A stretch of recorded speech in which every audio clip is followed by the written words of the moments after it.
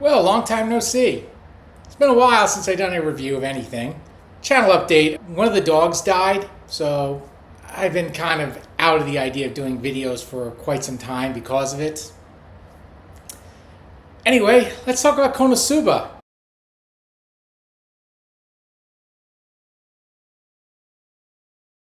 Yeah, Konosuba's back for a third season. It's been 8 years since the last time? I'm sorry, 7 years. And this one picks off right after the movie. Interestingly enough, it's taken from the manga, which should actually mean that this should be taking part right before the movie. On the way to the Crimson Demon Village. Kazuma is still traumatized by the events from the movie, especially his encounter with Sylvia. Oh, he always feels Sylvia at his back. Once again, we had our normal shenanigans. Kazuma, to try to get Sylvia out of his mind, decides to join a monastery. Which is funny because everybody else in the cast doesn't believe one word he says. They assume that if he does join, he'll be gone within a couple of hours. And then, of course, we met the plant monster. Now, our plant monster isn't like the greatest plant monster of all time. That's right, Dr. Reginald Bushroot. All kidding aside, I usually don't talk about the English dub actresses, particularly in this series. Sarah Ann Williams is very underrated, and this episode really showed it.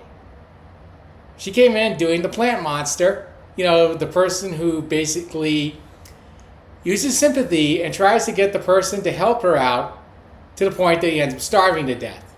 I love the fact that Sarah Ann Williams used her normal voice to basically backtalk when people were no longer around.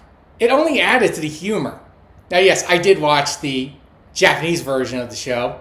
It was very funny there, but oh god, this was a lot more funnier when she did it. She's really underrated, and she knew how to land the joke perfectly. Anyway, Kazuma ends up slaying the plant monster, only when he found out that the plant monster was exactly what he thought it was. Interestingly enough, the others actually thought he crapped his pants. And upon returning to the village, they eventually found a mallet that if you shake it, gold coins start coming out.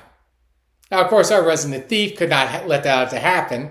So Chris, I always get those two confused. Just the same voice actress, same face design, same bangs. I should easily be able to tell these two apart, right? Chris and Eris. And now, she ends up stealing the mallet, and now they're stuck back at their mansion with nothing else to do. And then, Lady Dustiness gets a letter from the royals family asking to meet with Kazuma. At this point, Megumi, Aqua, and Kazuma all came to the same idea. This is a brand new chapter for our team. While poor Darkness is on the floor crying. Okay, most of this episode is kind of filler. Reality just took a previously discarded chapter.